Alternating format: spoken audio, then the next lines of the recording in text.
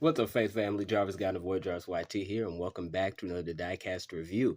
Today, we're going to be talking about the Hot Wheels Rocket Raccoon character car. Now, this car is based on the character from the Guardians of the Galaxy line of films, or the comics. I mean, take your pick, it's basically the same character.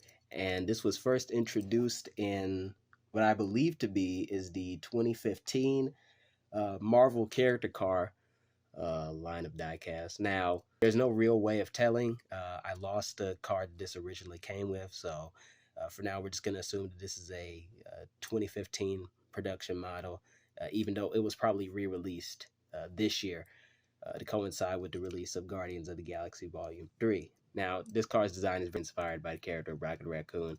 I mean, even if you look at the top, you have like a deep cut right here. It has sort of the back prosthetics that the Rocket Raccoon from the Guardians of the Galaxy movies has, and just the texturing on here is supposed to evoke, I guess, raccoon fur. And I think overall the car is executed pretty well. Design is a lot more vibrant than the Rocket that we get to see in the movies. So I do think this is more so based on his comic design, because as you can see, the blue right here, if this were based on the MCU Rocket, then I think this would be a lot darker. This looks more like the comic or even like the animated series version of Rocket. And the wheels do have that glossy rim painting that I usually do hate, but this car is basically brand new at the box and it hasn't had a chance to be damaged yet. So I do think that the rim painting is acceptable in this case, but I still don't think that it should be put on diecast cars just because it wears off so quickly.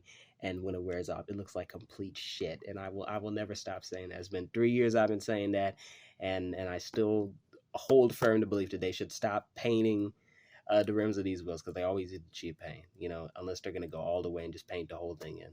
So always just the rims. Either way, I think overall this car does about as good a job as it can replicating the design of Rocket Raccoon. I mean, the proportions are obviously weird. This looks more like a tuned car, but I mean, Rocket is a smaller character in comparison to the rest of the Guardians of the Galaxy and most Marvel characters. So I guess it would make sense for the car to be shorter, because that's really the only dimension that Hot Wheels can reduce their size. Because I mean, they can't really reduce it vertically because then it might not be track compatible. And so I guess their only option was to shorten the car horizontally, which it looks weird, but I do think it was their only option, and so I guess it works.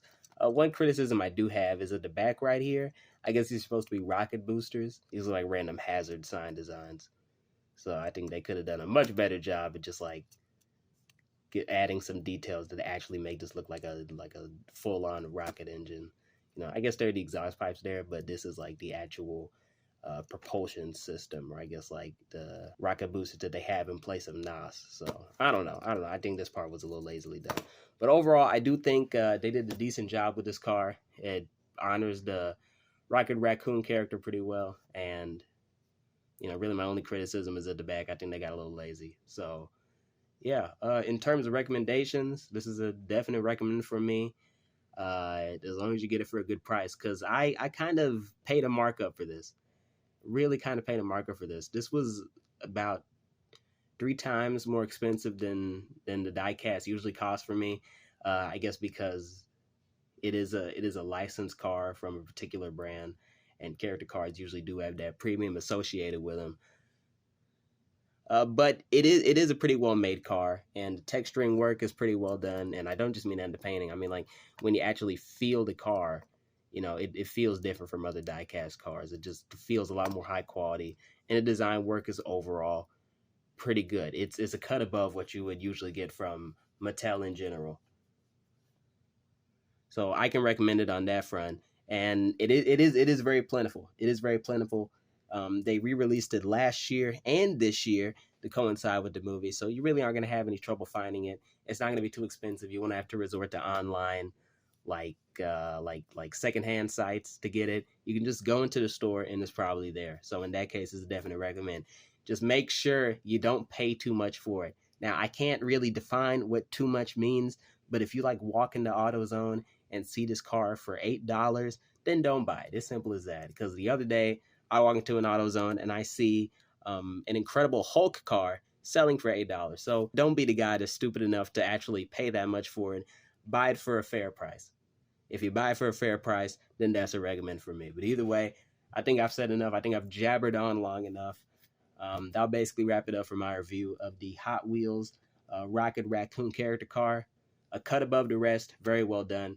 Really, my only issue is the back here, because like I guess their budget ran out, which is fair because the texturing on the rest of the car is pretty well done.